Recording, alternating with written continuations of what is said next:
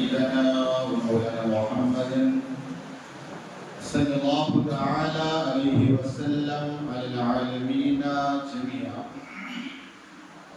وأقامه يوم القيامة للمذنبين المتلبسين الخطائين الهالكين والشقيا وصلى الله تعالى عليه وسلم وبارك عليه وعلى كل من هو محبوب ومرضي لديه صلاة تبقى وتدوم بدوام الملك الحي القيوم وأشهد أن لا إله إلا الله وحده لا شريك له ونشهد أن محمدا عبده ورسوله أما بعد فأعوذ بالله من الشيطان الرجيم بسم الله الرحمن الرحيم ألا إن أولياء الله لا خوف عليهم ولا هم يحزنون وقال الله تبارك وتعالى في مقام آخر ولا تحسبن الله غافلا عما يعمل الظالمون صدق الله مولانا العظيم وصدق رسوله النبي الأمين المتين المختار الكريم ونحن على ذلك من الشاهدين والشاكرين والحمد لله رب العالمين هو الحبيب الذي ترجى شفاعته لكل حمل من الأحوال مقتحم ثم الرضا عن أبي بكر وعن عمر وعن علي وعن عثمان ذي الكرم يا رب بالمصطفى بلغ مقاصدنا فاغفر لنا ما مضى يا واسع الكرم يا رب العالمين يا رب العالمين. حاضرین محفل السلام علیکم ورحمۃ اللہ وبرکاتہ. الحمدللہ ہم اور آپ آج کی جو ہماری محفل ہے اسی مسجد کے دامن میں آرام فرما اولاد علی اولاد غوث اعظم حضرت مصطفیٰ باپو رحمۃ اللہ تعالی علیہ کہ اس کے موقع پر یہ محفل رکھی گئی. اللہ تعالیٰ تمام سادات کے فیضان سے ہم سب کو مالا مال فرمائے اور خصوصاً کے ساتھ مصطفیٰ باپو رحمۃ اللہ تعالی علیہ کے اس عرس کے موقع پر ان کے فیضان سے ہم سب کو مالا مال فرمائے. اور یہاں پر الحمدللہ حضور غوث اعظم رضی اللہ تعالیٰ کی یاد سے لے کر یہ مصطفیٰ باپو ہم سنیں گے آخر ہے کو. اور اسی طرح پیر چلہ میں جو شریف الدین بابا رحمۃ اللہ تعالیٰ علیہ آرام فرمائے وہ ہے اور انشاءاللہ وہ بھی سماعت کریں گے. لیکن آپ کو یہ بتا دوں کہ جتنی دیر آپ حاضر رہیں گے بالکل ہوش و حواس میں اور ہو سکے تو باوضو رہیں. اس لیے کہ اگر ایک بندہ کسی ولی کے اس کے موقع پر ولی کی محفل میں شریک ہوتا ہے تو میرے آقا ارشاد فرماتے ہیں ذکر الانبیاء عبادت و ذکر الصالحین کفارہ. انبیاء کا ذکر کرنا یہ عبادت ہے اور اولیاء کا ذکر کرنا یہ گناہوں کا کفارہ ہے. سبحان اللہ. اس طرح کریے کہ سر ہونا جتنی محفل ہے سبحان اللہ کرنٹ والا ہونا چاہیے تاکہ مصطفیٰ باپو رحمۃ اللہ تعالی کا عرس ہے اور یہ جتنا سبحان اللہ بولا جائے گا سب کی بارگاہ میں پیش بھی کیا جائے گا. اللہ تعالیٰ اس محفل کو ہم اپنی بارگاہ میں قبول فرمائے اور ہمارے لیے ذریعہ نجات بنائے. آئیے انتہائی خلوص و محبت عقیدت احترام اور حضوری قلب کے ساتھ اپنے آقا و مولا فخر موجودات مقصود کائنات باعث تخلیق کائنات وجہی قرار المقام باعث تسکین سجا راحت قلب و انسوجا انیس بے کسا چارہ سازی درمندہ آقا کے نام فدا جناب محمد رسول اللہ صلی اللہ علیہ وسلم کی بارگاہ گوہربار میں جی لگا کر بابا زبرند دے پاک کی نظریں پیش کرے. اللہم وعافنا وشفائها وبالأبصار وسيئها وعلى آله وصحبه وبارك وسلم. پڑھے الصلاة والسلام عليك يا رسول الله الصلاة والسلام عليك يا حبيب الله الصلاة والسلام عليك يا رحمة للعالمين الصلاة والسلام عليك يا راحة العاشقين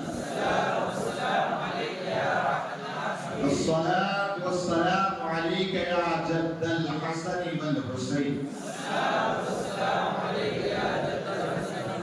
व अला आलिका व असहाबिका या नूर अल्लाह सल्लल्लाहु तआला अलैहि वसल्लम। दुनिया के अंदर हम सफर करते हैं, बाद ऑनलाइन सिस्टम चल गया, ऑनलाइन बुकिंग कर लेते हैं, रूम कैसा है क्या है सब कर लेते हैं। ऐसा हो सकता है कि नहीं? ऑनलाइन आप सारी चीजें देख ले, उसको कहते भाई अपना मेरा रूम दिखा, वो रूम दिखा रहा है, ये सारी चीजें देख ले। यानी ऑनलाइन आप बुकिंग कर लेते कि वहां पे जाना है।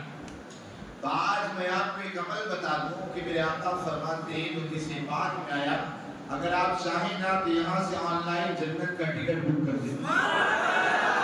हुज़ूर इरशाद फरमाते मन सल्ला अलैया फी कुल्ली यौमिन मियत अल्फ मर्रतिन लम यरा हत्ता मक़अदहु मिनल जन्नह। हुज़ूर इरशाद फरमाते जो बंदे मोमिन हर दिन उस पर 1000 मर्तबा दरूद पाक पढ़ता है, मरने से पहले अल्लाह जन्नत में उसका ठिकाना दिखा देगा। ये टिकट बुकिंग चल रही, करना है कि नहीं करना? और वहाँ फिर आपको सफर करने पता नहीं पहुँचे कि ना पहुँचे, लेकिन यहाँ पहुँचना आपका यकीन है। पहुँचोगे? अच्छा कितने लोगों को नहीं मरना है? हाँ? सबको मरना है। तो मरना है तो ऑनलाइन बुकिंग चालू, अगर चाहे तो बुकिंग करा सकते हैं। एक मतलब तो पाक पढ़ने बतानी वो शिफा है और वो सारी जियानी है वाली वो सहबी व वाली वसल्लम। आप रात में 10 दिनों तक शुहदाए करबला वालों की दास्तान सुनी। याद रखिए उनकी दास्तान ऐसी है जितने मुख्तसर से वक्त में समेटा की, उसके लिए दफ्तर से दफ्तर चले। और जो वहाँ शुहदाए करबला वाला वहाँ शहीद हुए वो तो एक बात है, लेकिन इसके बाद के भी जो वाक़यात है इतने आसान नहीं, और ना किसी की ज़बान में ना किसी की कलम की ताकत है कि उसको बयान कर सके। लेकिन इमाम इश्क़ मोहब्बत सैयद सरकार आला हज़रत ने जो फजीलत बयान फरमाई अहले बैत तहार की सादात की, उसका उनके मुताल्लिक़ एक शेर पेश करता हूँ, फिर अपनी गुफ्तगू पे आता हूँ। इमाम इश्क़ मोहब्बत सैयद सरकार आला हज़रत फरमाते खून खैरुर रसूल से है जिनका ज़मीन, खून खैरुर रसूल से है जिनका ज़मीन, उस पाक के बाद तीनत पे लाखों सलाम। क्या कहा? आप देखिए दुनिया का एक होता खमीर, खमीर से चीजें बनती, जैसे रोटी है उसका एक खमीर होता है आटा, जैसा खमीर होगा उसी तरह से ये रोटियां बनेगी। अगर खमीर गेहूं का है तो रोटियां भी गेहूं की बनेगी। अगर वो खमीर जो है जौ का है तो जौ की रोटी बनेगी। अगर मकई की तो मकई की रोटी बनेगी। यानी जैसा खमीर होगा उसी तरह उसकी रोटियां बनेगी। खून खैर रसूल से है, समझे ना? खून खैर तो कहा यहाँ जो है खून खैर रसूल से जिनका खमीर, यानी अहले बैत तहार जो है ना उनका जो खमीर है, उनका जो खून है ना, कोई और चीज नहीं बल्कि रसूल ही नहीं बल्कि सारे रसूलों में जो सबसे बेहतर है उस रसूल का खून उनके खमीर में। आप देखिए एक मर्तबा मेरे आका सल्लल्लाहु अलैहि वसल्लम ने आपने हिजामा फरमाया, हिजामा करवाना शुरू। अब वो जो खून निकलता है मेरे आका अलैहि सलाम एक सहाबी को एक कटोरे में दिया, कहा ले जाओ इसे महफूज जगह पर रखाओ ताकि किसी का पैर ना पड़े। अब वो सहाबी गए, इधर उधर जाने के बाद उनके दिल ने चाहा कभी न कभी तो कदम पड़ सकता है, उन्होंने कहा इसे पी जाता हूँ ताकि पीने की वजह से जब मेरे पेट में चला जाएगा तो किसी का कदम ही ना पड़े। याद रखिए दुनिया के हर इंसान का खून, चाहे खुद पियो चाहे दूसरा पी, ये हराम, किसी चीज का भी ये खून पीना हराम। अब सहाबी जब मेरे आका की बारगाह में आए, आका अलैहिस्सलाम को तस्लीम ने पूछा क्या हुआ, क्या खून दफनाया है, खून क्या करे? कहा हुजूर मैं ऐसी जगह खून दफना करके आ रहा हूँ, ऐसी जगह रखा हूँ, कहा रहती दुनिया तक किसी इंसान का कदम और पैर पड़ ही नहीं सकता। मेरे आका ये मुस्कुराते फरमाते पी लिया है ना, मेरे आका फरमाते पी लिया है ना। तो मेरे आका ने ये नहीं कहा तूने ये क्या किया, खून पीना हराम है नाजायज है। मेरे आका इरशाद फरमाते हैं ऐ मेरे सहाबी सुन, اگر تو نے میرے خون کو پی لیا ہے جا اللہ تعالیٰ نے تجھ پر جہنم کی آگ حرام فرما. آپ سوچیں جس کے جسم میں صرف ایک کٹورا خون کا آ جائے اللہ تبارک و تعالیٰ اس پر جہنم کی آگ حرام فرما دے. ارے اہل بیت طہار کے جسم میں رکھا ہے خون خیر رسول اگر گردش کر رہا ہے یقیناً وہ جسم کیسے جہنمی ہو سکتا ہے. میرا آقا امام اسی لیے کہا تھا کہ تیری نسل پاک میں ہے بچہ نور کا تو ہے نور تیرا سب نور کا. اعلیٰ حضرت رضی اللہ عنہ سے پوچھا گیا کہ سعادات کے بارے میں آپ کیا فرماتے ہیں. اعلیٰ حضرت فرماتے ہیں ان اللہ جو انسان سعادات ہے اللہ تعالیٰ اسے عذاب نہیں دے. یہاں پر اعمال کی بات نہیں کی گئی سمجھیں بات اعمال کی بات نہیں کی. اصل میں ہمیں یہ دیکھنا ہے کہ جسم میں خون کیسا ہے. سمجھے نا کسی کے جسم میں آج اتنے بیٹے اللہ ماشاءاللہ کسی کے جسم میں آپ دیکھیں پٹھان کا خون میمن کا خون یا جس کا بھی خون لیکن یہ یہاں پر ہمارے منو باپو بیٹے ہیں نا ان کے جسم میں مصطفیٰ باپو کا خون حضور کا خون ہے. سمجھے نا خدائی سی بات ہے اگر حضور کا خون کوئی پی لے جہنم کی آگ حرام ہو جائے. یاد رکھے جو بندہ عند اللہ سید ہو اللہ تعالیٰ اس پر بھی جہنم کی آگ حرام فرمائے.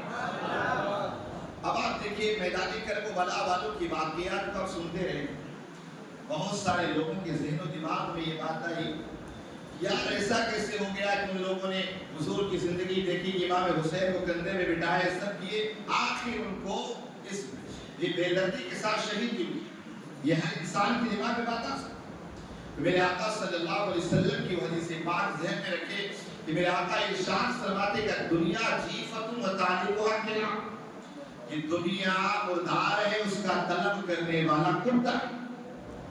آپ دیکھیں کہیں اگر مرا ہوا جانور پڑا ہونا اس مرے ہوئے جانور کو اگر کوئی دوسرا جانور ہے چیل آئے باز آئے وہ خود کھائے گے اور ساری برادری کو بلا لیں. دیکھا ہے لیکن کتا ایسا اور وہ صرف گوشت کھائیں گے چمڑا نہیں ہڈی نہیں کچھ نہیں کھائیں گے. لیکن آپ کو بتا دوں یہ کتا ایسا جانور ہے کہ اگر کسی گوشت کے کھانے کے لیے پہنچ جائے اب وہ پرواہ نہ کرے گا. گوشت بھی کھائے گا ہڈی بھی کھائے گا چمڑا بھی کھائے گا سب کھائے گا.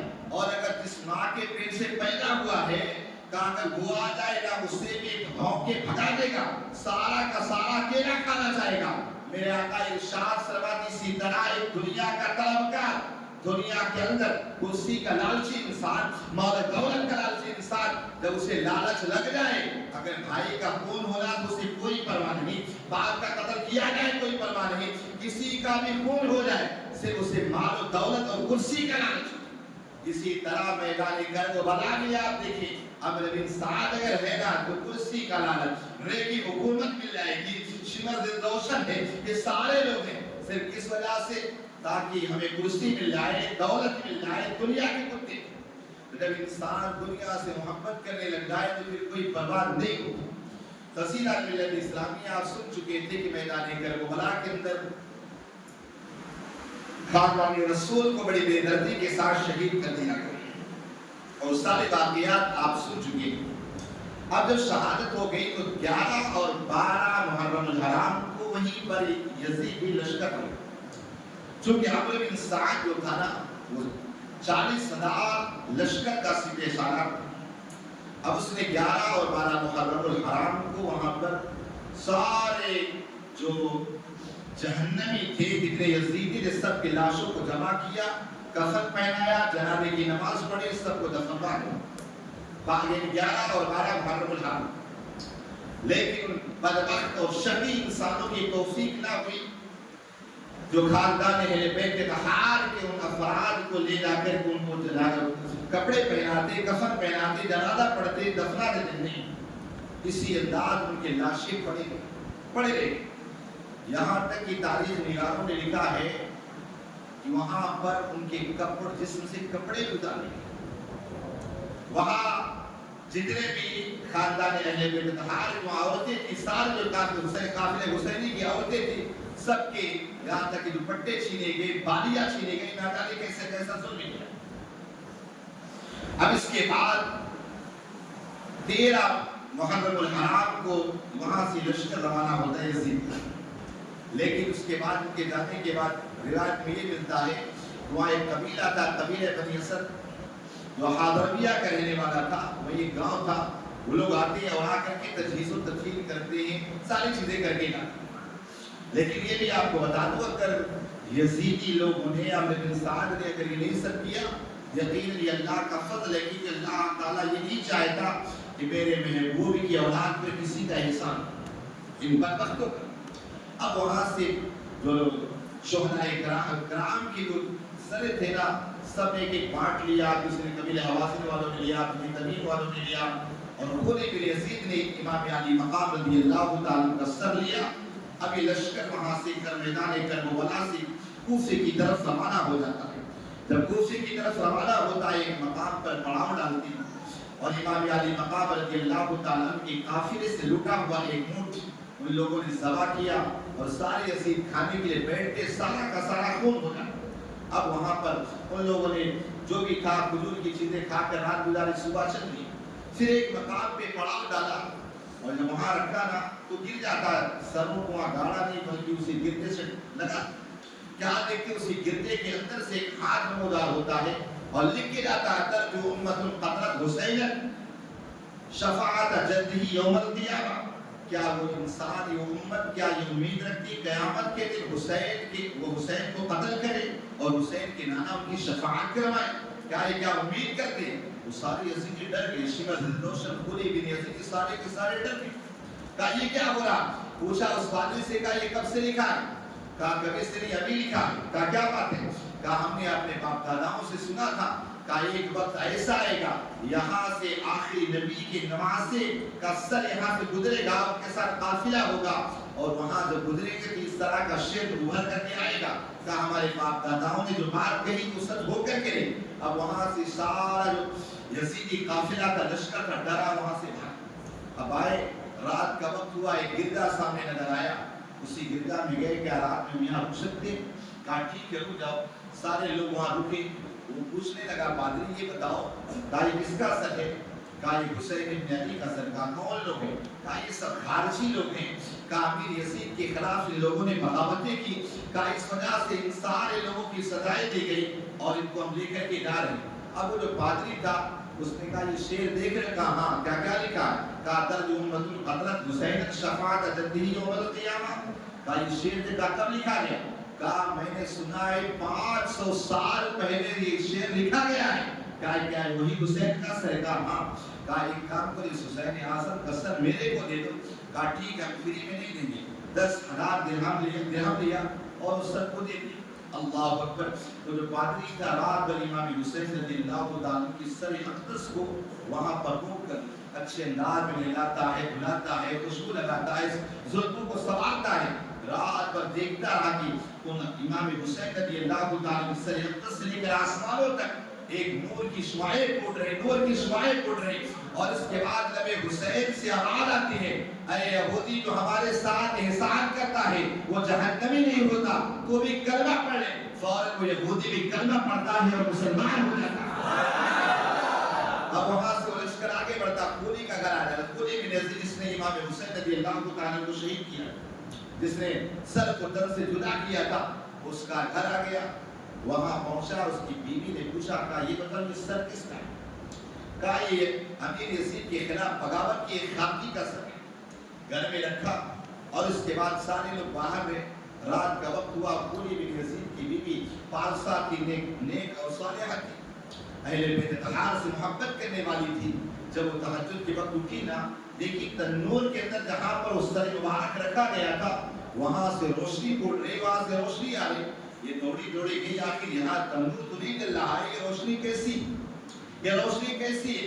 قریب گئی اور جا کر کے دیکھی نا، وہاں پہچان گئی کہ یہ کسی اور کا سر نہیں، کہا یہ نواز رسول امام حسین کا سر۔ اس نے اپنے شوہر کولی کو بلایا، کہا کل تو رات میں تو بول رہا تھا کہ ایک خارجی کا سر ہے، کہا تجھ پر کفر ہو، لعنت ہو، کہا تو نے اپنی دنیا سنوارنے کے لیے، کہا تو نے یہاں پر امام حسین کے سر کو لے کر آیا، اپنی آخرت کو تباہ کر ڈالا۔ وہیں سے کولی بن یزید کی عورت جو تھی نا، ایک چادر اڑتی ہے اور گھر سے نکل جاتی ہے، اور اس کے بعد روایت میں اس کے بارے میں کچھ ملتا. المختصر کی ایک قافلہ چلتے چلتے عبید اللہ ابن زیاد کے پاس آتا ہے. یہاں پورے کوفے کو سجا دیا جاتا ہے. جب پورے کوفے کو سجایا گیا پوچھا گیا کیا معاملہ ہے. سارے لوگوں نے ایک ہی بات کہی. سب کہا امیر یزید کے خلاف ان لوگوں نے بغاوتیں کی تو ان کو سب کے سر کو کاٹ کر لایا جا رہا ہے. اب اس کے بعد سارے کوفے کے بازاروں میں گھمایا گیا. اب اس کے بعد المختصر یہ عبید اللہ ابن زیاد نے سارے لوگوں کو جمع کیا کوفے کی جامع مسجد کے اندر اور وہاں امام علی مقام رضی اللہ تعالیٰ کا سر تصویر رکھا اور کہا الحمدللہ پڑھتا ہے حضور پر درود پڑھتا ہے. یہ کہ انسان جب بدبخت ہو جاتا ہے کلمہ تو پڑھتا لیکن اس کے حلق سے نیچے نہیں اترتا. اب یہ عبید اللہ ابن زیاد نے کہا اللہ کا کروڑ احسان ہے شکر ہے کہ اللہ تبارک و تعالیٰ نے امیر یزید کو فتح عطا فرمائی اور کذاب ابن کذاب حسین ابن علی کو اللہ نے وہاں پر شکست دی. اللہ اکبر. حضرت عبداللہ ابن عفیف رضی اللہ تعالیٰ وہاں پر تھے. وہ کہنے لگے اے ابن مرسالہ اے ناہنجار انسان تو کیا بات کہتا ہے. کہا میں نے قسم خدا کی دیکھا یہ حسین وہ ہیں جنہیں آقا علیہ الصلوۃ والتسلیم اپنے کندھوں پہ بٹھایا کرتے تھے. کہا تو کیسی باتیں کر رہا. اتنے میں اس نے چھڑی سے امام حسین رضی اللہ تعالیٰ کو لمحہ مبارک کو لگایا.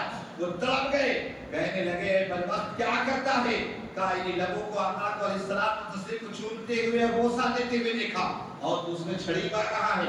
کہا تجھے اللہ غارت کرے. جیسے کہا وہ بے عزتی محسوس ہوئی. عبید اللہ ابن زیاد نے کہا انہیں مار لیکن آپ کے قافلے والے وہاں پہ تھے آپ کے گھرانے والے وہاں بچا دیے لیکن بعد میں رات کے اندھیرے میں ان کو بھی قتل.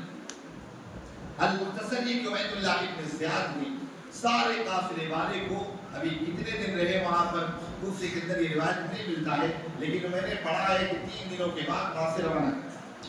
اب یہ دمشق کی طرف یہاں سے روانہ ہو رہے. شمر ذوالدوشر 10,000 کا لشکر لے کر کے اس میں بے پردہ خواتین ہیں. وہ خواتین کہ جن کے گھر بے اجازت جبریل آتے بھی نہیں. قدر والے جانتے ہیں قدر و شان اہل بیت. آج اس خاندان کو بے پردہ اونٹ کی وہاں پر پیٹھوں میں بٹھایا جا رہا ہے. بیمار زین العابدین کے ہاتھوں میں ہتھکڑیاں پیروں میں بیڑیاں اور گلے میں ٹوپ ڈال کر اسے وہاں اونٹنی پر بٹھا دیا جاتا ہے. اب یہ قافلہ یہاں سے روانہ ہوتا ہے اور جب حران کے مقام پہ پہنچتا ہے وہاں پر ایک یہودی تھا جس کا نام یحییٰ تھا. وہ یحییٰ نامی یہودی جو تھا وہاں اپنے چھت سے دیکھ رہا تھا یہ نظارہ. نیچے اتر کر آتا ہے شمر ذوالدوشر سے پوچھتا کہ بتاؤ یہ کون بندہ ہے کس کے سروں کو کاٹ کے لے کے جا رہے ہو. کہنے لگی یہ بندے وہ ہیں جنہوں نے امیر یزید کے خلاف بغاوتیں کی تھی خروج کیا تھا. کہا یہ مال و دولت اور کرسی کے بھوکے تھے. کہا اسی وجہ سے ان کے سروں کو کاٹ کر یزید کے دربار میں لے جایا جا رہا ہے. اللہ اکبر. وہ بندہ جو تھا یہودی جو تھا جس کا نام یحییٰ تھا وہ فوراً امام حسین رضی اللہ تعالیٰ عنہ کے آپ کے لمحہ مبارک کے قریب اپنے مقام کو لے جاتا ہے. کیا دیکھتا ہے قرآن کی تلاوتوں کی آواز آ رہی ہے وَسَيَعْلَمُ الَّذِينَ ظَلَمُوا أَيَّ مُنقَلَبٍ يَنقَلِبُونَ. ان قریب جان جائیں گے سارے کہ وہ کس کروڑ بیٹھتے ہیں. جب یہ آیت کریمہ سنی یحییٰ کہنے لگا آخر بدبختو یہ کون ہے. کہنے لگے ان کا نام حسین ہے. کہا ان کے باپ کا نام کیا. کہا علی ہے. کہا ان کی ماں کا نام کیا. فاطمہ ہے. کہا یہ کس کی نواز سے. کہا رسول اللہ کی نواز سے. اللہ اکبر. وہ کہنے لگا یحییٰ حرانی کہنے لگا اے بدبختو تم کیسے ہو جس نبی کا کلمہ پڑھتے ہو اسی نبی کے نمازے کو شہید کرتے ہو. اللہ اکبر. اور اس کے بعد حضرت امام حسین کے سر انور سے چپک جاتا ہے اور چپکنے کے بعد کلمہ پڑھتا ہے. کہتا ہے حسین تم گواہ رہنا میرے ایمان کی میرے ایمان کی گواہی دینا. کیا اور جا کر اپنے نانا جان کو بتانا کہ یحییٰ بھی یہودی نہ رہا بلکہ کلمہ پڑھ کے مسلمان ہو گیا. اب اس کے بعد وہ یحییٰ حرانی نے تلوار نکالی اور تلوار نکالنے کے بعد فوراً شمر ذوالدوشر اور سب سے مقابلہ کرنے لگے. یہاں تک کہ 5 یزیدیوں کو جہنم میں پہنچانے کے بعد آپ کو شہید ہو جائے. اب اس کے بعد وہاں سے چلا یہ قافلہ ایک مقام پہ ایک پتھر پہ رکھا گیا جس کا مشہد رکھا ہے. وہاں پر امام حسین رضی اللہ تعالیٰ عنہ کا ایک اونٹ کا قطرہ اس پتھر پر گرا اور اس کے علاوہ وہ وہاں سوکھ گیا. لیکن یہ عبد الملک بن مروان جو تھا نا اس کے زمانے تک وہاں وہ خون ہر 10 محرم کو بالکل وہاں تازہ ہو جاتا اسی طرح خون ٹپکتا رہتا اسی طرح تر و تازہ اسی طرح. اب اس کے بعد المختصر کے قافلہ یزید کے دربار میں پہنچتا. یزید جیسے وہاں مصر پہنچتا دمشق، وہاں سارے بازاروں کو سجا دیا گیا، سب کچھ کر دیا گیا. وہاں پر ایک زید بن ارقم رضی اللہ تعالیٰ صحابی رسول تھے. سارے لوگ خوشیاں منا رہے ہیں، ڈھول تاشے بجا رہے ہیں، لیکن زاروں قطار ہو رہے. امام زین العابدین رضی اللہ تعالیٰ نے قریب بلایا، کہا سارے لوگ تو خوشیاں منا رہے ہیں، تو کیوں غم منا رہا ہے، کیوں رو رہا؟ کہنے لگا آقا میں آپ کا غلام ہوں، آپ کے ماما کا غلام ہوں، آپ کے دادا کا غلام ہوں، اور حضور صلی اللہ علیہ وسلم جو آپ کے نانا ان کا غلام ہوں. کہا یہ کیا معاملات ہے، کیا حالات؟ میں ایک بزنس کی غرض سے کہیں گیا تھا، یہاں آ جاؤ. حضرت امام زین العابدین رضی اللہ تعالیٰ سارے حالات بتائیں. کہا میرے ساتھ ایک احسان کرے گا کیا؟ کہا اس کے بدلے میں قیامت کے لیے میرے نانا جان کی شفاعت نصیب ہو جائے. کہا یہ جو اس امام حسین رضی اللہ تعالیٰ کا سر ہے نا، اسے آگے لے جاؤ، ان یزیدیوں کو پیسہ دے کر آگے کروا دو.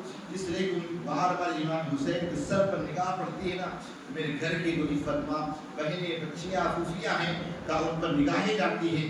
جا کے صحابی رسول نے کچھ رقم دیا اور امام حسین کے اس طرح اس کو آگے کر دیا. اور بازار جاتے ہیں، بازار جانے کے بعد کچھ چادریں لا کر کے وہاں اہل بیت اطہار کی معزز خواتین کو دے دیتے ہیں.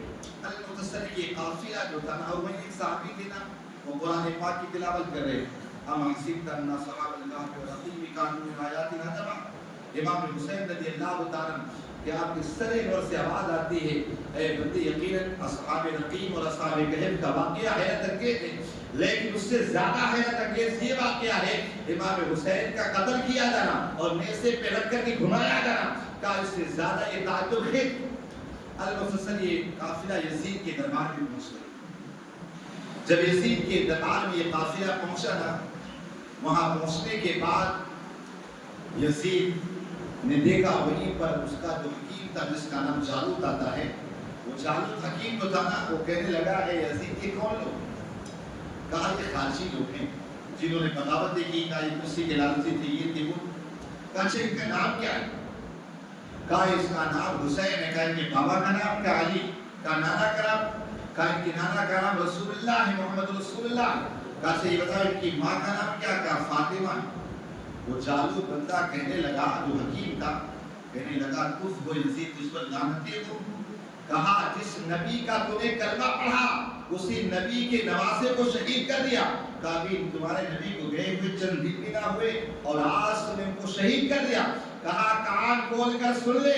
کہا میرا معاملہ یہ ہے کہ میں حضرت داؤد علیہ السلام و تسلیم کی کچھ ان کی نسل سے ہوں، اور ان کی نسل سے میں 40واں بندہ ہوں، 40واں بندہ ہوں. کہا آج حال میرا یہ بن چکا ہے کہ آج اگر میں ان کے یہودیوں کے ہاں جاتا ہوں نا، وہاں بھی جانے کے بعد میرے پیروں کی دھول لے کر ماتھے سے لگاتے ہیں، میرے قدموں کو چومتے ہیں، میرے قدم کو ڈھو کر پیتے ہیں. کہا حال یہ ہے. کہا تیرا معاملہ یہ کبھی گزرے اور تیرا معاملہ یہ ہو گیا تیرا. کہا تجھ پر لعنتیں ہو، تجھ کا دھکار. یزید نے جب دیکھا نا، بڑے غصے میں کہا تو میرا طبیب ہے، میرا ڈاکٹر ہے اور مجھے مہلک مرض ہے، ورنہ میں تجھے بھی قتل کر دے. اب وہ جالوت جو تھے نا، وہیں پر کہتے ہیں امام حسین رضی اللہ تعالیٰ گواہ ہے نا، میں بھی کلمہ پڑھ کر کے مسلمان بن گیا، مسلمان بن گئے. اور اس کے بعد یزید کہنے لگا میں تمہیں قتل کر دوں گا. کہا سن آج کے بعد میں تیرا علاج نہیں کروں گا، تم بڑے میرے ماں کا صحیح. کہا آج کے بعد تیرا علاج نہ کروں گا. یہاں تک اس نے جلاد کو حکم دیا جو جالوت تھے، حضرت جالوت رضی اللہ تعالیٰ بن کے ان کو بھی وہاں جا کے شہادت نوش کرا دیا. اس کے بعد وہی یزید کے دربار کے اندر وہاں پر ایک قیصر روم کا ایک قاصد آتا ہے. جب قیصر روم کا قاصد آیا نا، دیکھا یزیدی لوگ سارے شراب میں مست ہیں، گانے باتیں مست ہیں، تو اس نے کے بعد پوچھنے لگا اے قیصر روم یہ بتاؤ معاملہ کیا ہے؟ اے قیصر روم، ارے اے یزید یہ بتا یہ معاملہ کیا ہے، اتنی خوشیاں منانے کی وجہ کیا ہے؟ کہا یہ جو سر دیکھ رہے ہیں سارے سر خارجیوں کے سر ہیں. کہا ان لوگوں نے میرے خلاف بغاوتیں کی اور تخت و تاج چاہا. کہا ان سب کو قتل کر کے لایا، اسی میں جشن منا. کہا ان کا نام کیا؟ کہا ان کا نام حسین. کہا بابا کا نام کالی. کہا ان کے نانا کا نام؟ کہا ان کے نانا کا نام محمد رسول اللہ. کہا ان کی ماں کا نام فاطمہ الزہرا. کہا اس وقت تف و لعنت و دھکار. کہا جس نبی کا تو کلمہ پڑھتا ہے اسی نبی کے نواسے کو بے دردی کے ساتھ شہید کر دیا، یہ تو کیا کر دیا ہے؟ کہا اللہ تعالیٰ اس کو لعنتیں برسائے۔ کہا میرا معاملہ سو میں کون ہوں؟ کہا میرا معاملہ یہ ہے کہ میں حضرت عیسیٰ علیہ السلام و تسلیم کی جو ہماری تھی صحابی تھے، کہا ان میں سے ایک صحابی کی نسل سے ہوں، اور آج بھی عیسائی میرا پیر دھو کر پیتے ہیں، آ کر کے میرے بوسے لیتے ہیں، میرے ہاتھوں کو چومتے ہیں۔ اور کہا تیرا حال یہ بن گیا؟ کہا حالانکہ عیسیٰ علیہ السلام کو گزرے ہوئے 600 سال ہو رہے ہیں لیکن آج بھی میری اتنی تعظیم کر رہے ہیں۔ کہا عیسیٰ علیہ السلام کے ہماری لیے بات الگ ہے، لیکن میں تجھے بتا دوں تو حاصل الکنیسہ جانتا ہے؟ کہا نہیں۔ کہا یہ چین کے قریب میں ایک علاقہ ہے جہاں پورے علاقے کو سونے چاندی یا خود ظواہرات سے کا پورا مزین کیا گیا ہے، وہاں پر ہمارا ایک کنیسہ ہے۔ اس کنیسے کے اندر معاملہ یہ کہ ہمارا ان عیسائیوں کا یہ گمان ہے کہ حضرت عیسیٰ علیہ السلام و تسلیم جس گدھے پر سوار ہوتے تھے اس گدھے کا کھر، حافظ کے معنی کھر ہوتا ہے، اس گدھے کا کھر ہے، کہ اس گھر کو سونے چاندی سے مڑا کر کے اسے مزین کرا کے اسے رکھا۔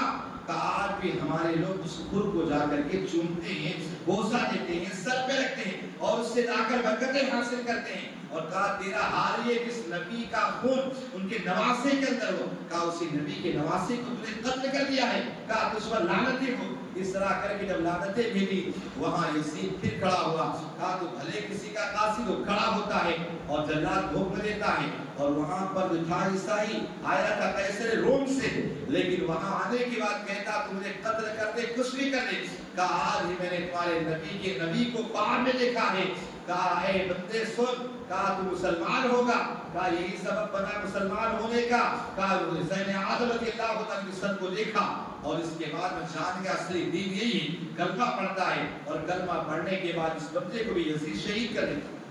غرضی کی یزید جو تھا نا اتنا لعنتی تھا، اللہ اکبر۔ جب امام حسین نے وہاں پر کہا کہ لاؤ جتنے بھی حسین اعظم رضی اللہ تعالیٰ عنہ کے وہاں کے گھر کے اور جس سب بلایا، جب بلایا گیا نا وہاں پر حضرت سیدہ زینب نے ایسا خطبہ دیا کہ یزید کے رونگٹے کھڑے ڈر گیا۔ کہا نہیں لے جاؤ ان کو، لے جاؤ ان کو، سب کو پردے میں رکھو، پردے میں رکھو۔ ان کو پردے میں رکھا، کہا ان کے ساتھ زین العابدین انہیں بلایا۔ امام زین العابدین رضی اللہ تعالیٰ کو بلایا گیا۔ جب امام زین العابدین رضی اللہ تعالیٰ کو بلایا گیا، یزید نے کہا ان کو بھی قتل۔ وہاں کئی صحابی کھڑے ہو گئے، کہا آقا کریم صلی اللہ علیہ وسلم کی نسل کی آخری کڑی سے نسل چل رہا تو قتل کرنے کی بات کرتا، اور جب حالات دیکھا بہرحال وہ رک گیا۔ اب اس کے بعد یزید جو تھا کہنے لگا ہے زین العابدین کا اللہ تبارک و تعالیٰ نے قذاب ابن قذاب حسین ابن علی کو کہا معاذاللہ شکست دے دی، اور یزید کو یہاں پر دیکھو فتح ملی۔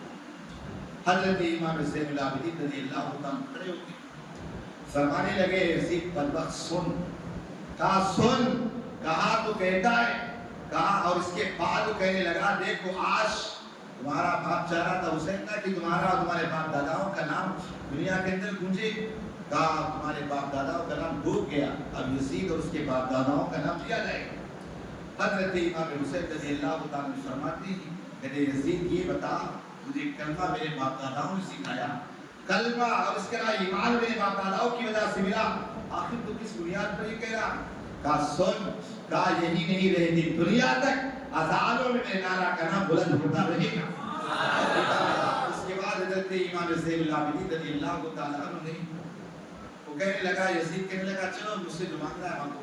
کہا تجھ سے کوئی امید نہیں، بس میری اگر تو 4 باتوں کو پورا کر دے بس تو چھٹکارا۔ کہا بولو۔ کہا پہلی بات تو یہ امام زین العابدین رضی اللہ تعالیٰ نے کہا میرے باپ کا جو قاتل ہے اسے میرے حوالے کر دیا جائے۔ دوسرا یہ کہ جو ہمارے شہداء کے سر ہیں ہمارے حوالے کر دیا جائے تاکہ واپس کوفہ جائے، وہاں جا کر کے جسموں کے ساتھ ملا کر انہیں دفن کریں۔ اور تیسرا یہ فرماتے کہ جمعہ کا دن آ رہا، اس جمعہ کے اندر خطبہ مجھے دیا جائے تاکہ خطبہ میں لوگوں کو دوں۔ اب اس کے بعد کا چوتھی یہ کہ ہمیں واپس مدینہ منورہ چلے جانے دیا جائے۔ ابھی تھا اتنے میں یزید کا بیٹا آتا ہے، کہنے لگا دیکھ زین العابدین یہ میرا بیٹا ہے، کہا چل میرے بیٹے سے کشتی کر۔ امام زین العابدین رضی اللہ تعالیٰ فرماتے کشتی کیا ہے؟ کہا ایک تلوار اسے دے، ایک تلوار دے دے، اور پھر دیکھ کہ شیر خدا کے شیر کا کمال کیا ہوتا ہے۔ شیر خدا کا کمال کیسا ہوتا ہے؟ وہ ڈر گیا یزید، کہنے اس کے بعد وہاں سارے نصیب ان کا ہوتا ہے نا نوبت بستی ہے، جیسی بجی نا یزید کا بیٹا کہنے لگا دیکھو میرے باپ دادا کی نوبت بج رہی ہے، کہا تمہارے نہیں۔ تھوڑی دیر کے بعد وہ خاموش ہوئی اور پھر اذان شروع ہوتی ہے۔ امام زین العابدین فرماتے سن تیرے باپ داداؤں کی سارے دنیا خاموش ہو گئی، لیکن میرے نانا جان کی میرے باپ داداؤں کی سارے ایسی بجے گی رہتی دنیا تک بھی کبھی خاموش نہیں ہو۔ دعا پر جمعہ کا دن آیا تو کہا ٹھیک ہے کوئی بات نہیں۔ یزید نے پوچھا کہا کس نے قتل کیا ہے؟ تو کہا پوری بن یزید نے، پوری بن قسم کہا میں نے نہیں، کہا اس نے قتل کیا۔ اس نے کہا شیبہ بن روشن نے، اس نے کہا اس نے قتل کیا۔ یعنی ایک دوسرے پر قتل کا الزام، ایک دوسرے پر قتل کا الزام لگاتے تھے۔ اب اس کے بعد یہاں تک کہ پوری بن یزید کو غصہ ہے، کہنے لگا وہ انسان اپنے آپ کو دیکھے کہ جو اپنے تخت و تاج اور سلطنت کو بچانے کے لیے اتنا بڑا قدم اٹھائے، دوسرے پر الزام نہ دے۔ اس طرح وہ کہنے لگا یزید اے امام زین العابدین سے جانے دو، رہنے دو، ہٹاؤ۔ دوسری بات کرو، کہا اب اس کے بعد کا جمعہ کا دن مجھے خطبہ دینے دیے۔ امام زین العابدین رضی اللہ عنہ کھڑے ہوئے، آپ ممبر پر بیٹھتے اور خطبہ دینا شروع کیا۔ پورے مجمع پہ ایسا سکتہ تاریخ اور قریب تھا کہ سارے لوگ امام زین العابدین کے ساتھ آ کر یزید کی اینٹ سے اینٹ بجا دیتے، لیکن یزید کا فوراً سمجھ گیا، مؤذن کو اشارہ کیا کہ اذان دینا شروع کرو۔ اس نے اذان دینا شروع کر دیا۔ اب اس کے بعد تیسری جو شرط تھی نا کہ ان کے سروں کو ہمارے حوالے کیا جائے، اس سروں کو حوالے کیا گیا ایک روایت میں اور ایک روایت میں نہیں ہے۔ اب اس کے بعد یہ مختصر یہ کہ امام زین العابدین رضی اللہ تعالیٰ کا جو قافلہ تھا، حضرت نعمان بن بشیر رضی اللہ تعالیٰ عنہ کی سرکردگی میں یہ قافلہ جو تھا مدینہ منورہ پہنچا۔ جب مدینہ منورہ حضرت امام زین العابدین آپ کا قافلہ پہنچنے والا ہوتا نا، اللہ اکبر، حضرت امام زین العابدین 20 سفر کو وہاں پہنچتے ہیں۔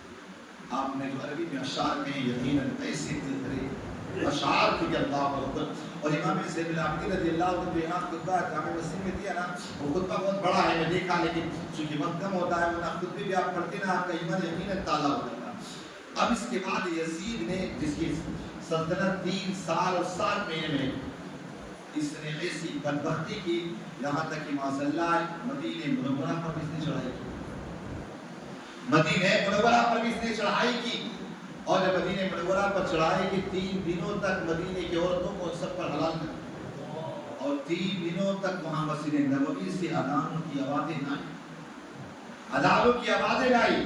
اور اس کے علاوہ انہوں نے مسجد نبوی کے اندر گھوڑے باندھے، گھوڑوں میں لید کی، یہاں تک کہ مسجد نبوی اور مدینہ منورہ کی ایسی بے حرمتی کی۔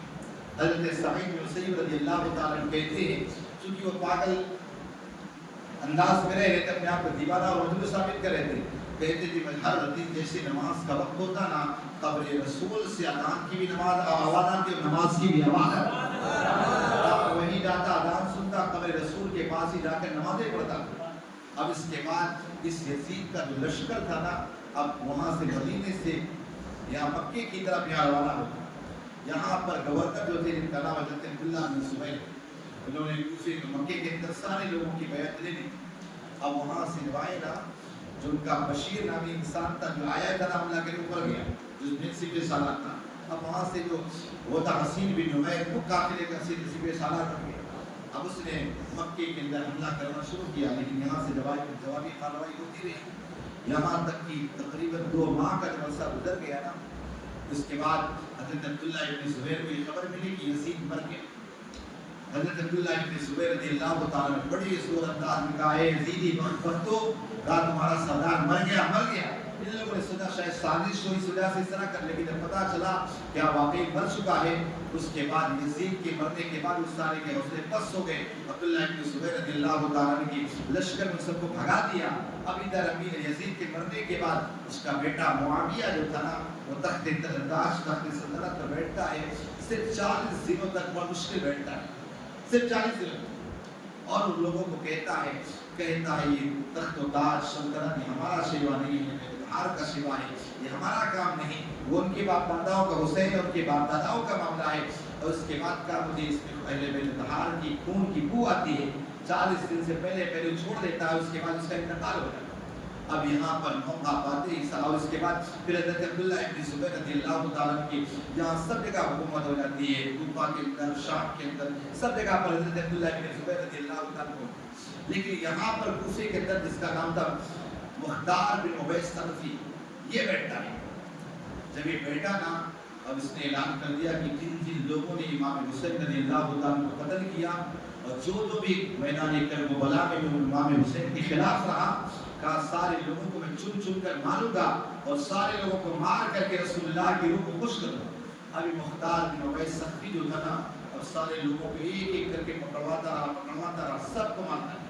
یہاں تک کہ آپ دیکھیے عمرو بن سعد جو تھا نا، اس کے بارے میں اعلان کیا اس نے مختار بن عبید ثقفی نے، کہا کہ میں ایسے شخص کو مارنے والا ہوں جس سے حسین کی بھی خوش ہوگی، رسول اللہ بھی خوش ہوں گے. وہاں ایک جاسوس سے سمجھ گیا یہ عمرو بن سعد کو گیا. عمرو بن سعد کو آ کے بتایا، عمرو بن سعد کو جب آ کر بتایا نا، عمرو بن سعد تھے چونکہ اس کے تعلقات اچھے تھے، پرانے تھے، کہنے لگا یہ نہیں ہو سکتا کہ مختار ثقفی میرے قتل کرے، میری گردن مارے. اور اس کے بعد جب دوسرا دن ہوا، وہاں اس نے پیغام بھیجا، جا کے کہہ رہا عمرو بن سعد میں بلا رہا. عمرو بن سعد نے اپنے بیٹے حفص کو بھیجا، اللہ کو کہہ دو گوشہ نشین ہو گئے، اس طرح بس اللہ میں لگے دنیا داری سے انہوں چھوڑ دی. جب مختار بن عبید ثقفی کو پتا چلا، مختار ثقفی نے کہا جا کے عمرو بن سعد کو کہہ دو، ان دنوں تو کوئی نے گوشہ نشین اختیار کر لیا تھا، تنہائی اختیار کر لیا. جب امام حسین رضی اللہ تعالیٰ کو شہید کرنا تھا، اس وقت تجھے رہ کی حکومت چاہیے تھی. اس نے چند سپاہیوں کو بھیجا، کہا جا اس کی گردن مار کے لائے، چھپا کے لا کے دربار میں رکھا. بس اس کا بیٹا حفص بھی آ گیا، کہنے لگا یہ کیا کیا تو نے میرے باپ کو؟ کہا اس کی بھی گردن مار، اسی گردن ماری گئی.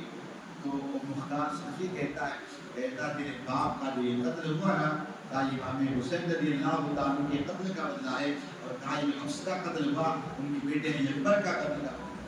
اس کے بعد ایک ایک کر کے سارے وہ یزیدی اور قاتلان امام حسین رضی اللہ تعالیٰ کو ڈھونڈ کے مختار ثقفی مانتا ہے. خود بن یزید جو تھا نا، اس کو پکڑوایا لیکن پکڑ نہیں آ رہا. ایک دن راستے سے گزرا، اس کو ادھر سے لے کے آ رہے تھے، پکڑا اور پکڑنے کے بعد وہیں گردن مارا، اور گردن مارنے کے بعد اپنے سامنے کھڑے اس کی لاش کو جلوا. اس کی طرح شمر ذی الجوشن تھا، شمر ذی الجوشن کو بھی نا اس نے پکڑوایا، اور پکڑوانے کے بعد اس کے ٹکڑے ٹکڑے کروا کر کے اسے کتوں کے حوالے کر. اس کے بعد یہ جو تھا نا عبید اللہ ابن زیاد، چونکہ وہاں موصل کا یہ گورنر تھا، اس زمانے میں موصل کا گورنر تھا. مختار ثقفی نے اس کے مقابلے کے لیے 40,000 کا لشکر روانہ کیا تھا، اس سے مقابلہ. سارا دن جنگ ہوئی. شام کے وقت عبید اللہ ابن زیاد جو تھا نا، وہاں سے بھاگ گئے اپنے لشکر کے ساتھ. لشکر کو چھوڑا نہ سپاہی لیا، وہاں سے بھاگ گئے. بھاگتے بھاگتے مدینے منور آئے. جب مدینے منور آیا، ہفتے کانپتے نا، بڑا پیاسا تھا.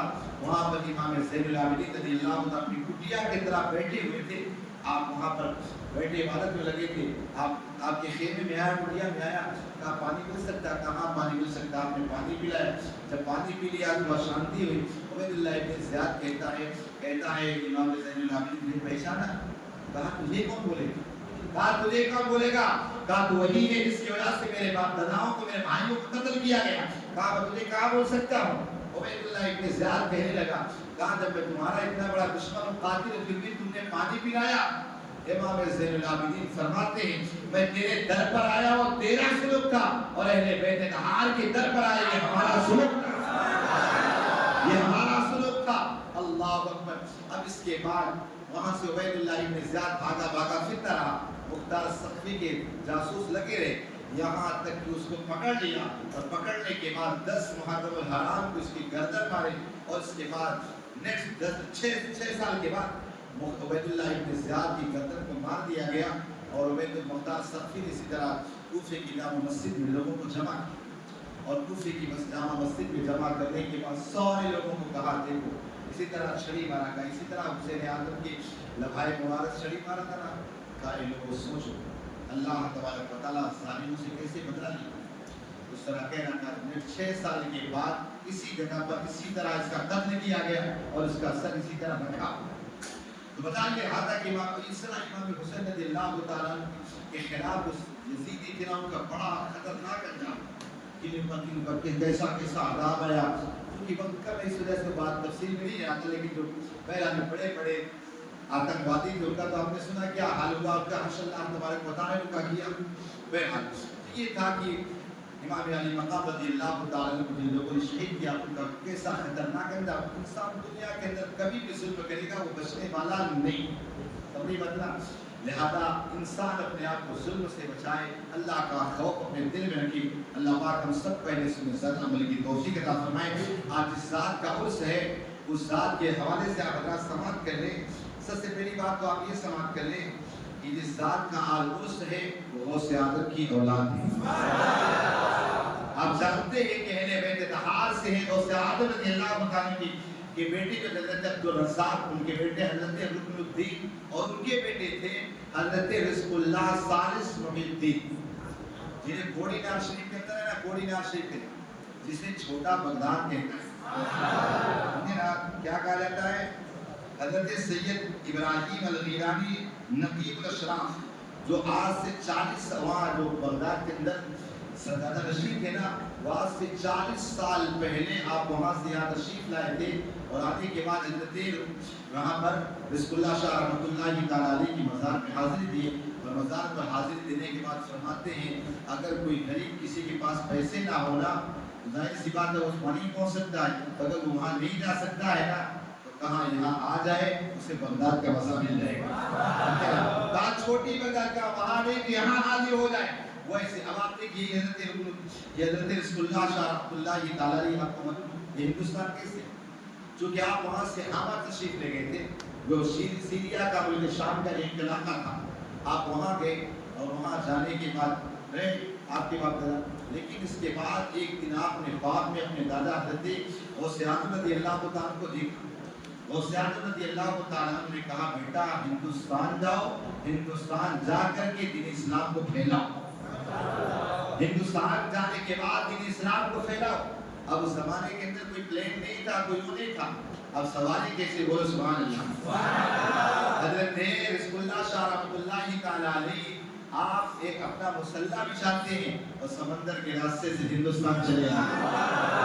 समंदर के रास्ते पर सुनिए ना, ये अल्लाह वालों का मामला भी बड़ा अजीब होता है, इसलिए कि कोई चीज़ उनके लिए आड़े हाथ नहीं आ सकती। सुनिए ना, अल्लाह तबारक व तआला हर चीज़ पर उनकी हुकूमत अता करेगी। जैसे हज़रत जुनैद बगदादी थे, आप जा रहे थे ना, आपने भी मुसल्ला बिछाया जा रहे थे, मुझे कहा मैं कैसे जाऊँ, कहा तू मेरे नाम का वजीफा करते जा, या जुनैद या जुनैद या जुनैद करता रहना, कहा तू भी समुद्र पार कर लेगा। पीछे पीछे आ रहा था, या जुनैद या जुनैद या जुनैद। उसके दिल में शैतान ने ये बात डाली, कहा अल्लाह को पुकार, जुनैद को भी पुकारता, कहा अल्लाह अल्लाह करना इबादत, जुनैद जुनैद करना थोड़ी इबादत है। आज भी बहुत सारे ऐसे आपको खादी यहाँ मिल जाएंगे, सुनिए ना, ऐसे बंदा मिल जाएंगे। तो हज़रत जुनैद बगदादी का नाम छोड़ कर कहा अल्लाह अल्लाह के उम्र, फिर जुनैद जुनैद के तहना शुरू कर देता है। इस तरह का कुछ बार आया ना, जब इस बार आता है तो कहा अच्छा ये बताओ, पीर मुर्शिद से कहता है ये बताओ मैं अल्लाह का नाम ले रहा तो डूब जा रहा हूँ और आपका नाम ले रहा हूँ तो आराम के साथ दरिया में चल रहा हूँ। कहाँ बताइए रहा था अल्लाह ताला बताइए रहा मुझे कि पहले तू जुनैद तक पहुँचा, जुनैद तुझे अल्लाह तक पहुँचा। अल्लाह अल्लाह किए जाने से अल्लाह न मिलेगा, ये अल्लाह हमारे हैं तो अल्लाह से मिला देते।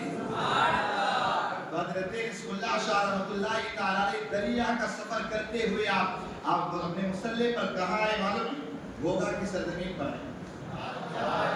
गोगा की सरजमीन वहाँ है ना, चिल्ला जो बना हुआ ना, वो गौसे आज़म का चिल्ला नहीं, उनके पड़ पोते हज़रत रिज़्क़ुल्लाह शाह रहमतुल्लाहि तआला अलैह का वहाँ वो चिल्ला, गौसे आज़म का चिल्ला नहीं, समझ मत ना।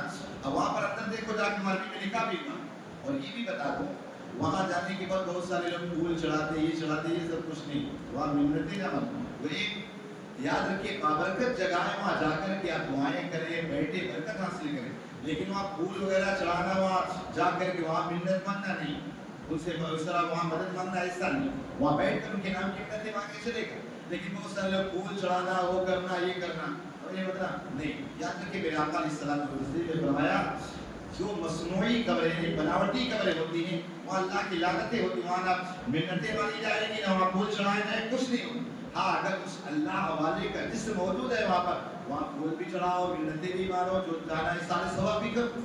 बहरहाल अल-मुख्तसर ये कह देते रिज़्क़ुल्लाह शाह रहमतुल्लाहि तआला अलैह वहाँ पर आए, जो आज चिल्ला बना 40 दिनों तक आपने वहाँ पे चिल्ला, और इसके बाद वहाँ से سے آپ ایک دن چلا، یہ پیر چلا کہتے ہیں نا، پیر کا چلا سنیں، آپ یہاں پر آئے 24 گھنٹے یہاں آپ نے چلا کیا، جہاں پر حضرت شریف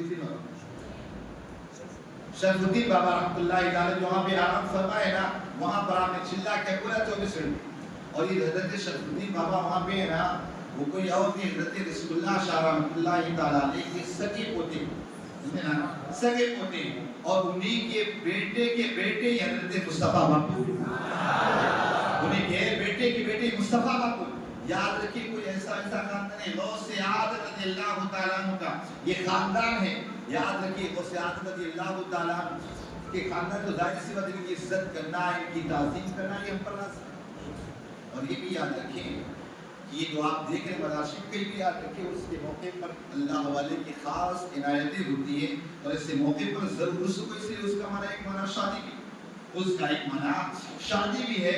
لہذا ایسے اس کے موقع پر ہمیں چاہیے کہ وہاں پر حاضر ہوں، سے برکتیں، ان سے برکت. اللہ یاد رکھے اللہ والوں کی شادی کو قرآن میں اللہ تعالیٰ فرماتا ہے یمحو اللہ ما یشاء ویثبت عنده ام الکتاب. کہ اللہ والے ایسے ہوتے ہیں کہ کتاب میں اللہ نے اگر لکھ دیا ہے، اگر آسمانوں میں یعنی لوح محفوظ پر، کہ اللہ والے ایسے ہوتے ہیں کہ اللہ والے اس کو مٹا دیتے ہیں. اللہ تعالیٰ یہ کیوں؟ اس لیے کہ حدیث پاک میں آیا ہے، حدیث قدسی ہے کہ بندہ جب نوافل کے ذریعے اللہ تبارک و تعالیٰ کا قرب حاصل کر لیتا ہے تو اللہ تبارک و تعالیٰ اس کی آنکھ ہو جاتا ہے جس سے وہ دیکھتا ہے، اس کا پیر ہو جاتا ہے جس سے وہ چلتا ہے، اور اس کے ہاتھ ہو جاتا ہے جس سے وہ پکڑتا ہے. اور پھر اگر کسی بات پر وہ قسم کھا لے تو اللہ تبارک و تعالیٰ اسے برا فرما دیتا ہے. یہ اللہ والے کی شان ہوتی ہے. یاد رکھیں ہمیشہ اولیاء اللہ سے اپنے آپ کو قریب رکھیں، اپنے کو قریب رکھیں. میرے آقا صلی اللہ علیہ وسلم نے ارشاد فرمایا تھا کہ میرے صحابہ ایک وقت ایسا آئے گا کہ لوگوں کو اپنا ایمان بچانا مشکل ہو جائے گا، لوگوں کو اپنا ایمان بچانا مشکل ہو جائے گا. تو صحابہ نے اس کیا یا رسول اللہ صلی اللہ علیہ وسلم اس وقت ایمان بچانے کی کیفیت، ایمان بچانا کیسے ہو؟ آقا نے ارشاد فرمایا تھا البرکت مع الاکابر، کہ اللہ تبارک و تعالیٰ نے برکت اپنے محبوب بندوں کے ساتھ رکھ دیا ہے. کہا اگر اللہ والوں کی قدموں سے لگ جاؤ گے تو اللہ تبارک و تعالیٰ تمہارے ایمان کو محفوظ فرما دے گا. الحمدللہ اللہ والوں کی قدموں سے لگے. اور اس لیے میرا امام بھی کہتا ہے نا کہ تیرے غلاموں کا نقش قدم ہے نہیں خدا، وہ کیا بہک سکے تجھے سراغ لے کے چلے. اس لیے کہ ہم کٹی پتنگ نہیں ہے بھائی، ہم کٹی پتنگ نہیں ہے. ہمارا کنیکشن جو ہے نا وایا اجمیر، وایا بغداد، وایا نجف اشرف، وایا گنبد خضرا، یہ ہم سب سارے لوگوں کے غلام ہیں. ہم کٹی ہوئی پتنگ نہیں ہے، ہم کٹی ہوئی پتنگ نہیں، بلکہ اللہ والوں کے قدموں سے لگے ہیں، اللہ والوں کے غلام ہیں. یہی وجہ ہے کہ اگر یہ عاشقان اولیاء جو ہوتے نا، کبھی غریب نواز کی چھٹی ہے تو دوڑے دوڑے چلے جا رہے ہیں، کبھی غوث اعظم کو سے تو وہاں چلے جا رہے ہیں، نہ جانے کہاں کہاں دوڑے چلے جا رہے ہیں. تو الحمدللہ اس کے موقع پر ظاہر سی بات ہے ہم جاتے ہیں برکات کو لوٹنے کے، چاہے پھر غریب نواز کا عرص ہو، چاہے اب عالم شاہ رحمۃ اللہ تعالیٰ کا ہو، چاہے محمد شاہ باپو کا ہو، چاہے مصطفیٰ باپو کا عرص ہو. آج دیکھیں آج ان کا عرص ہے، سارے لوگ ان کی برکتیں لوٹنے آ گئے ہے کہ نہیں. تو اللہ یاد رکھیں اللہ والوں کے قدموں سے لگ گئے تبھی ایمان بچے گا. اللہ نے قرآن میں کیا کہا یا ایھا الذین آمنوا اتقوا اللہ وکونوا مع الصادقین. اے ایمان والو اللہ سے ڈرو. ایمان بھی بندے کے پاس ہے، ڈر بھی ہے، تقویٰ بھی ہے، پرہیزگاری بھی ہے. تو آخر یہ جب اتنی اچھی نعمتیں مل گئی تو اللہ والوں کے قدموں سے کیوں لگے؟ تو اللہ کہتے ہیں وَكُونُوا مَعَ الصَّادِقِينَ، سچوں کے ساتھ ہو جاؤ. کیوں؟ کہا جب سچوں کے ساتھ ہو جاؤ گے نا تمہارا ایمان بھی بچ جائے گا، تمہاری نمازیں بھی بچ جائے گی، تمہارا تقویٰ بھی بچ جائے گا، تمہارا یہ سب بچ جائے گا. بہرحال یہ جو چھوٹی بغداد جسے کہا گیا اس کے متعلق حضور قدری میاں عبداللہ صاحب نے لکھا ہے کہ کس قدر رونق ہر کوچہ و بازار ہے، کس قدر رونق ہر کوچہ و بازار ہے، ذرہ ذرہ آئینہ دار جہانی یار ہے. نسبت غوث الورا کی شان آ کے دیکھی، نسبت غوث الورا کی شان آ کے دیکھی. الحمدللہ آپ تو نسبت والے ہیں، نسبت والے ہی جنت والے ہیں. جس سے آپ سوچے ذرا ابھی آپ سوچ رہے تھے نا کہ آج آقا علیہ الصلوۃ والتسلیم کا موئے مبارک مل جائے تو اگر ہم اس کی زیارت کرتے بہت سارے لوگوں کے پیٹ میں تکلیف ہوتی، درد ہوتی۔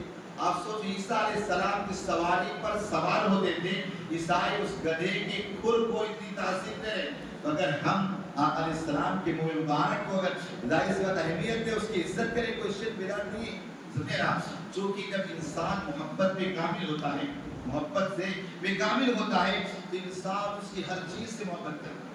آپ اگر مجھ سے محبت کر رہے ہیں نا تو اگر میرا ماما رکھا تو میرے امامے سے محبت کریں کہ ماما نے امام صاحب کا، یہ نہیں کہ مامے کو پھینک دے، ارے امام صاحب سے محبت کرتا ہوں، تو آپ اپنی محبت پہ کامل ہے؟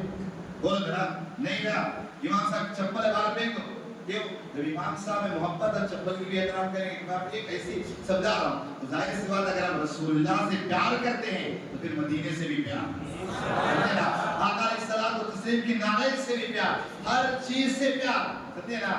ارے آپ اتنا کہتے ہو، یہاں نالے سے پیار کرنے والوں نے یہاں تک کہا کہ جو سر پہ رکھنے کو مل رہا ہے نالے پاکے ہو تو کہیں گے تاجدار ہم بھی ہیں۔ دنیا کے تاج ایک طرف، رسول اللہ کا نالے ایک طرف ہوتا ہے، تو صرف نسبت ہو جاتی ہے۔ الحمدللہ ہمارے تو نسبت والے، ارے اتنا جو مقام مرتبہ ملا نا حضور کی نسبت سے ملا کہ اللہ تعالیٰ نے تمہیں سب سے افضل امت بنا دیا بنا، تو کہا نسبت غوث الورا کی شان آ کے دیکھی، ظاہر سی بات ہے غوث اعظم کی نسبت نا تجھ سے درد سے سگ سے ہے کچھ کو نسبت، میری گردن میں بھی ہے دھول کا ڈھولا تیرا۔ اگر کسی سے نسبت ہو جائے اور کسی کو غلامی کا پٹا ڈال دیں تو فائدہ کیا ملتا ہے؟ میرے امام خود کہتے ہیں اس نشانی کے سگ ہیں نہیں مارے جاتے، بولو نا، ہمارے گلے میں غوث اعظم کی غلامی کا پٹا ہے، غریب نواز کی غلامی کا پٹا ہے، اس نشانی کے سگ ہیں مارے نہیں جاتے، میری گردن میں بھی رہے۔ آپ سوچیں ذرا، اگر نسبت ہو جائے تو پھر ٹینشن لینے کی ضرورت نہیں، میرا تو ہمیں غوث اعظم کی نسبت ہے۔ اب غوث اعظم نے خود فرما دیا کہ اگر میرا چاہنے والا ہے، میرا محبت کرنے والا ہے نا تو دنیا سے جائے گا تو ایمان کے ساتھ جائے گا، دنیا سے ایمان کے ساتھ جائے گا۔ ظاہر سی بات ہے جس کا عثمان ہے ان کی بھی نسبت ان کی آدھی غوث اعظم کی آدھی ہے مسلمانوں میں، تو کہا وہاں پڑھی لحاظ شریف کے بارے میں بدریہ سرکار نے کہا نسبت غوث الورا کی شان آ کے دیکھیے، خطہ گجرات کا بغداد کوڑی نال ہے۔ یاد رکھیے اللہ والوں کے قدموں سے اپنے آپ کو قریب کریں، جو اللہ والوں کے قدموں سے اپنے آپ کو قریب کر لیتا ہے وہی بندہ دنیا و آخرت میں کامیاب ہو جاتا ہے۔ اللہ پاک ہم سب کو کہنے سننے سزا عمل کی توفیق عطا فرمائے۔ اب انشاءاللہ مصطفیٰ باپو کی مداح پر چلیں گے، وہی سلام پیش کریں گے، وہی دعا کریں گے انشاءاللہ۔